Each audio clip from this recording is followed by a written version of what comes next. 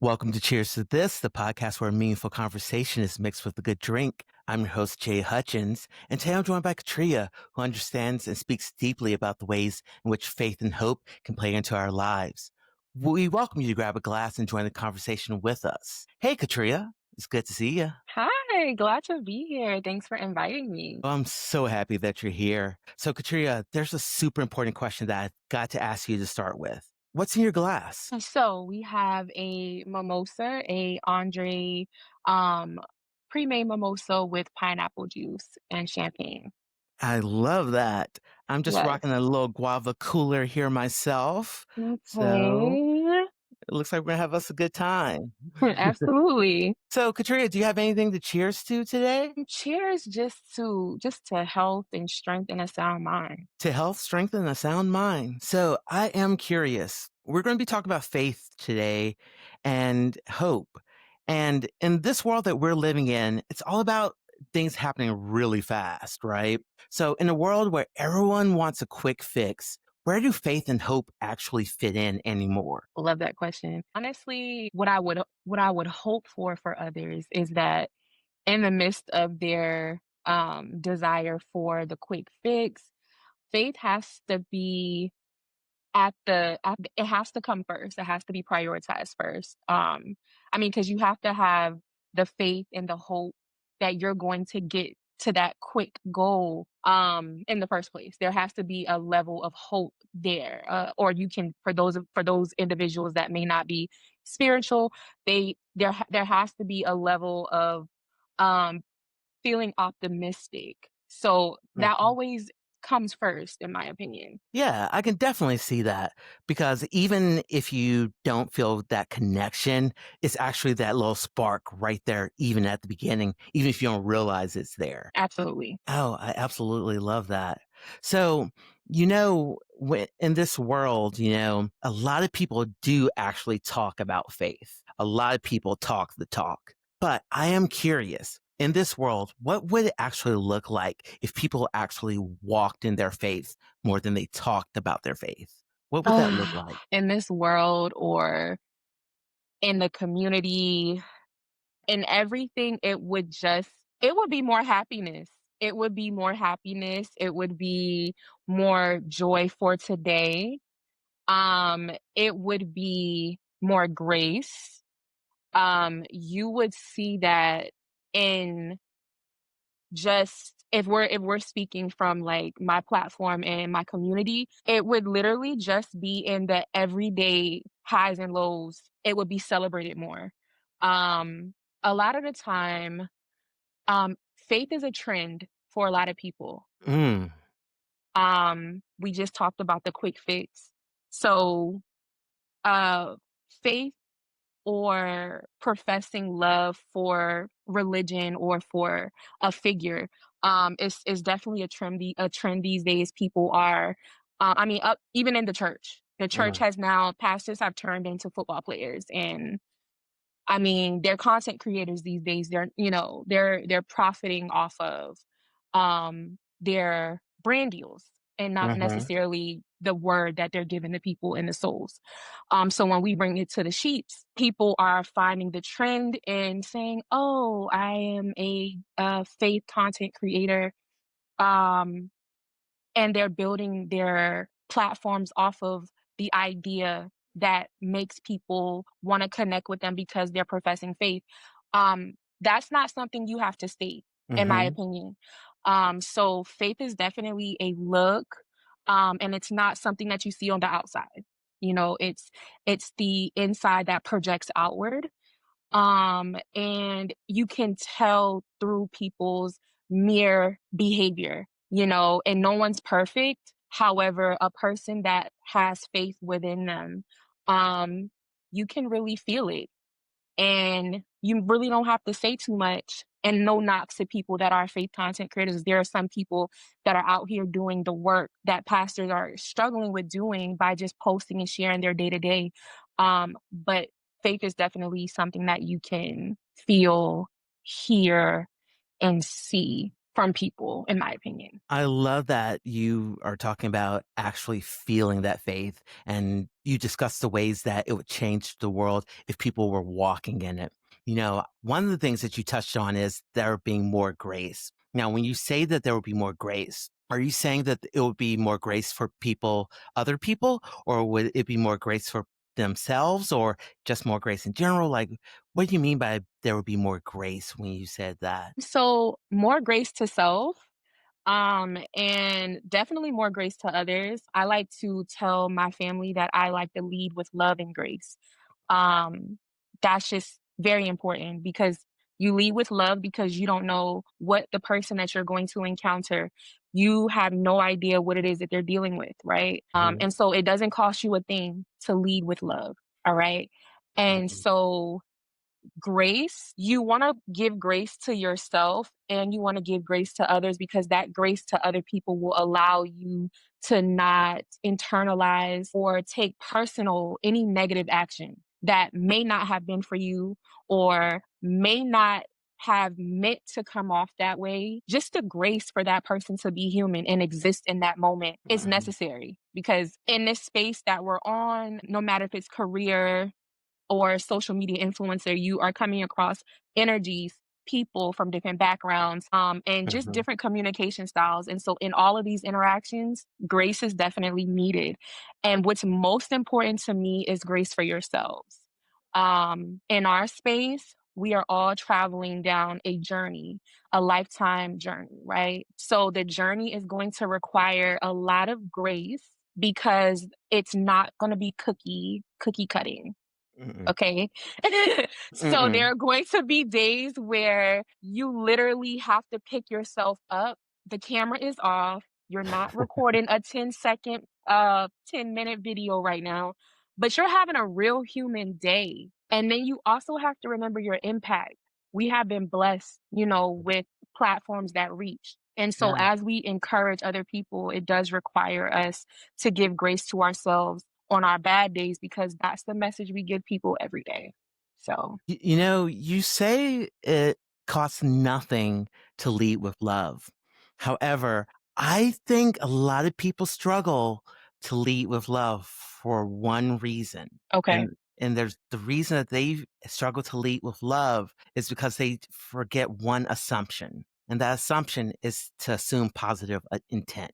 They do not assume that other people are maneuvering the world with positive intent. They assume that everybody else is out to get them, or they're Mm, assuming that everyone else has negative intent in their heart. And I don't think that's the case for most people. Most people aren't out to get them. Most people aren't out to be the darkest version of themselves. Most people are out here running through the world scared or running through the world trying to do their best, and they're making mistakes, and we've got to give them that grace, and we got to assume that they're trying to do the best that they can as well, because I know I'm in the world trying to do the best I can and trying to do the best I can for the people I care about and people I love. I don't have the time and the energy to be out here trying to screw anybody over because I'm trying to get in heaven just like everybody else is. You know what I'm saying? Like, I don't got the time to be messing over my blessings. I don't have the time for mhm. that, you know? So, like, you gotta, assume positive intent if you're going to try to lead with love. And that's where you got to start, I think, one. And that's where people mess up. If you're going to, you got to start with assuming positive intent. And if you assume positive intent, it makes it so much easier to lead with love if you assume I that agree. positive intent. The positive intent, we live in a world where there are a lot of hurt people. Hmm. There is a lot of trauma that's traveling through different seasons in individuals' lives. Hmm.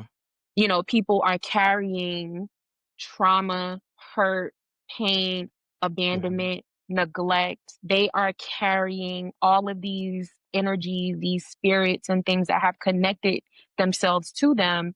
And they are Hmm. moving from season to season without healing. And so, Mm.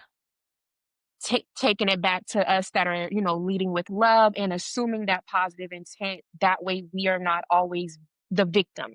We Mm. that victim mentality doesn't have to consume us. There are people who are struggling, and with them struggling, it's making it hard for them to assume that positive intent that's necessary because they are first going back to their experiences, and their experiences have been negative. Their references are just all bad, and they're like already assuming that their first interaction of anything shaky is not of anything positive. And Mhm, so that's why a lot of time in my journey I talk about healing, mhm. even in the space of weight loss. And um, a lot of my sabbaticals that I have taken from social media, they all consist of healing. I love the opportunity that I had with the platform that I've been able to grow. But first, I believe that all things that belong to me will come to me in God's time.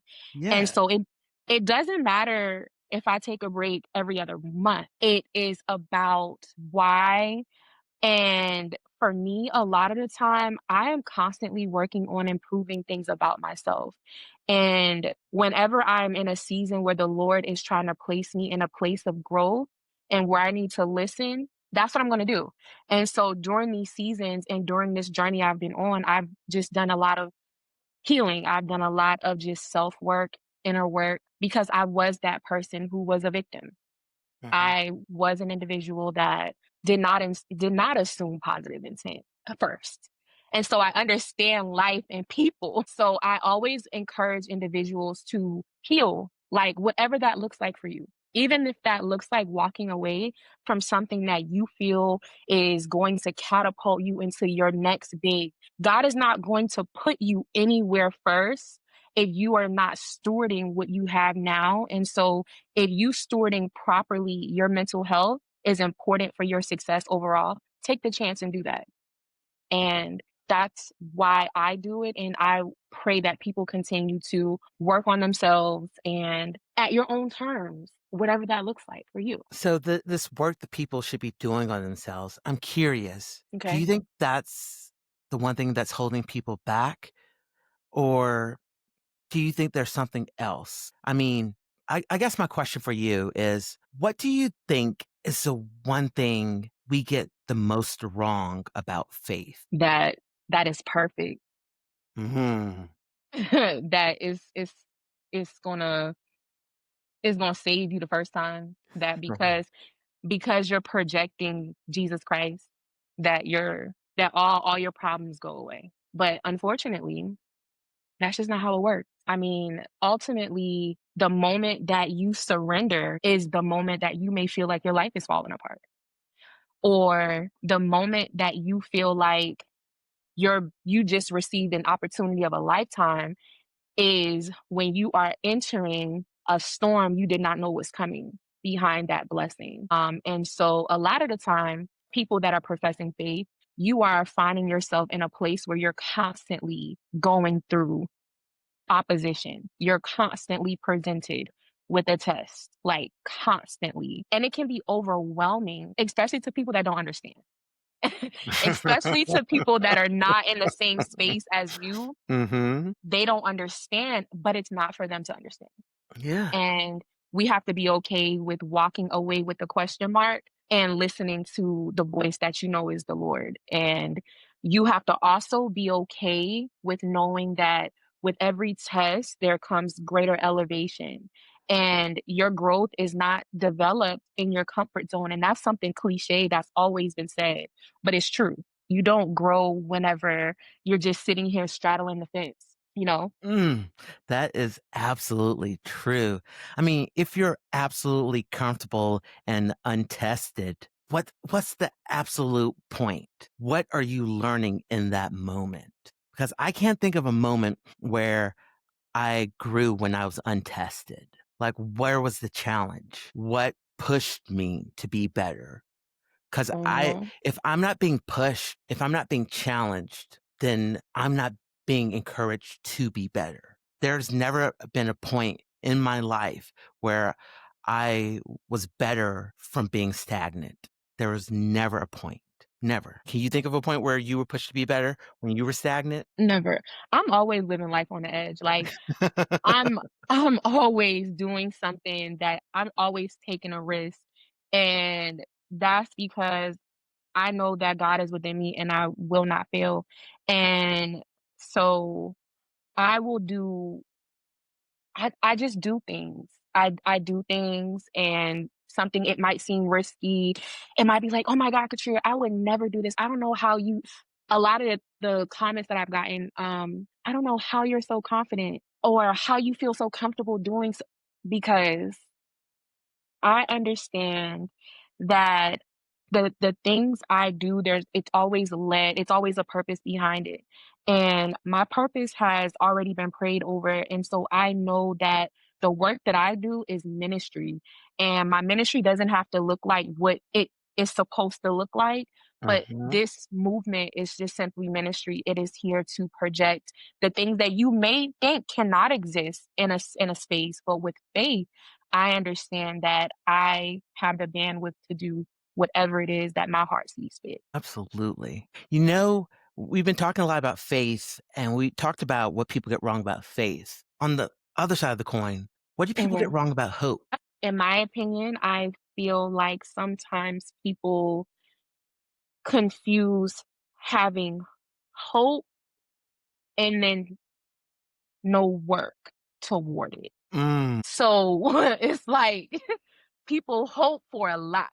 It's like people hope themselves into a wormhole, and then where's the result?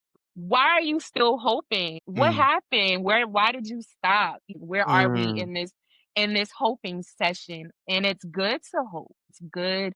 It's good to have an inner feeling that there's something greater in you hoping or praying or trying to Yeah. manifest that work. But a lot of people will just hope or they'll Mhm. dream and then Yeah, like, you can hope that that friendship will improve, but you know what will help that friendship improve more? A good old conversation. absolutely, Like absolutely. put a little elbow grease behind that hope. Just a little Yep. bit. Just a Yes, little bit. completely agree. Now, when you think back to a moment when you were actually most afraid or you were most challenged, what did hope actually look like in that season for you? Mm, um, really good question. Mr. Hutchinson, love that.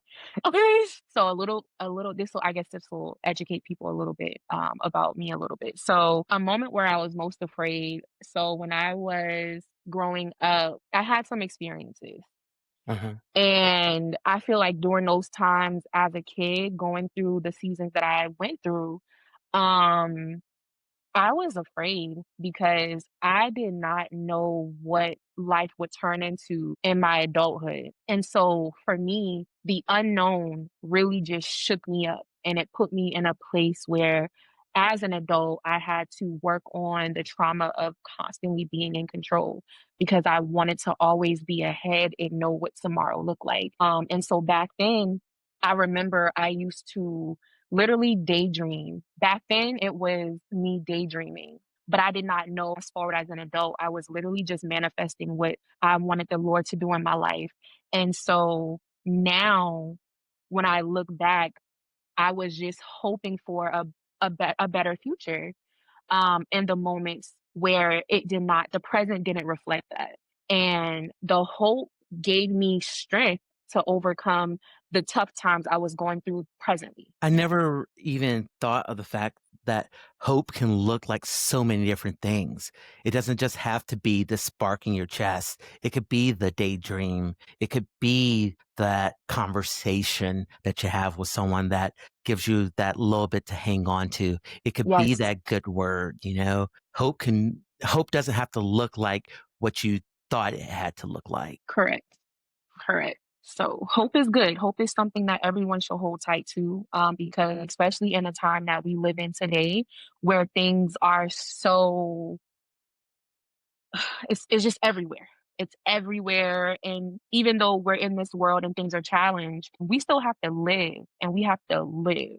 Okay, Mhm. we don't need to exist. We need to still live, celebrate, love, have experiences, and so holding on to that hope will allow some of the distractions of today to kind of be pushed to the side so that people can still live their life and fulfill the things that they desire. I mean, I guess my question for you is what's your fear if people stop hoping? What happens? I mean, what's the consequence of just letting go of hope and what's gained by holding on to it? I would think that if people let go of hope, they will let go of opportunity. Mm, They'll let go of experiences. They will lose the motivation to continue to thrive. At least for me, I am a hope like people used to say out there, a hopeless romantic, or I'm a dreamer, so I dream big. Behind the dream, it sparked from an idea that was backed by hope because if I'm dreaming about it, if I want something, then all of that positive energy goes into me hoping, okay, this happens next. This happens next. Okay. There's a lot of driving forces behind a desire coming into fruition. I don't mhm. think we really sit down and break down all the pieces that go behind what it looks like for something to start out as an idea.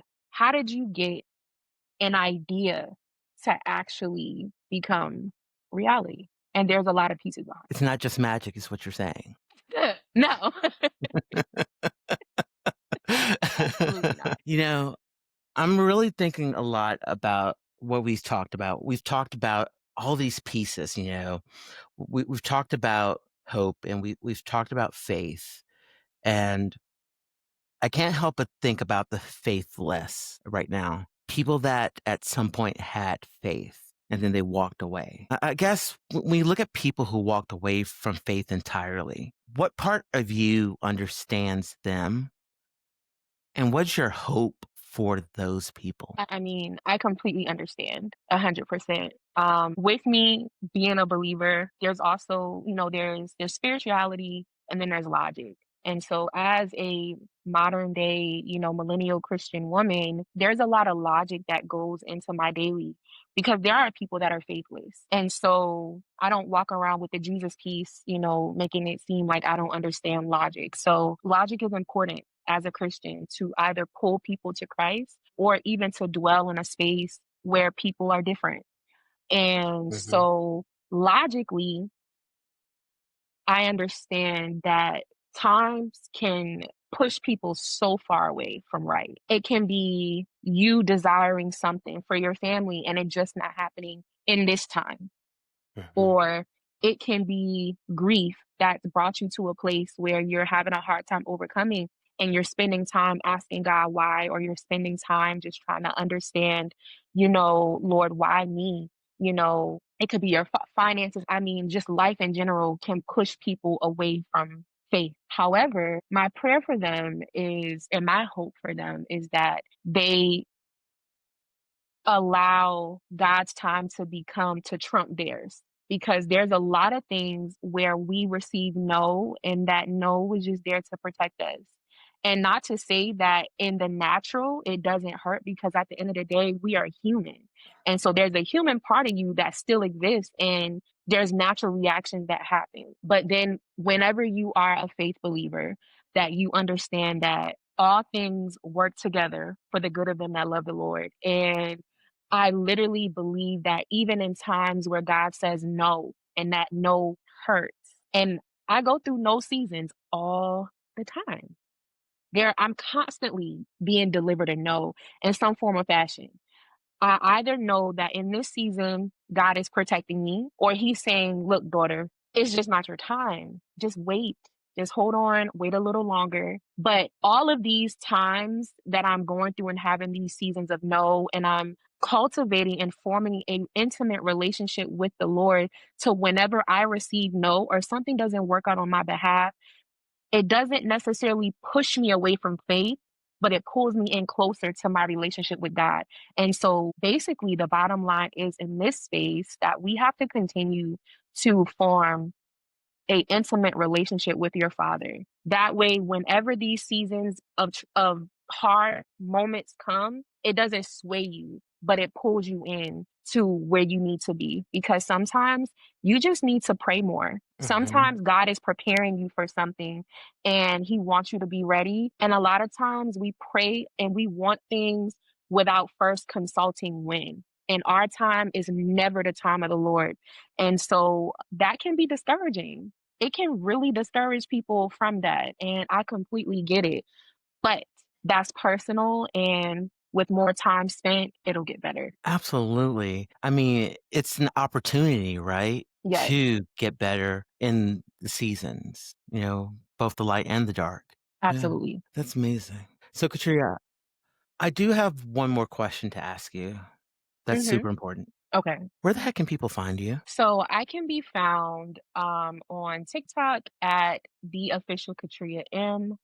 I can be found on Instagram at the Plus Philanthropist, or you can find me on YouTube if you like more long form content at Katria A. McKnight.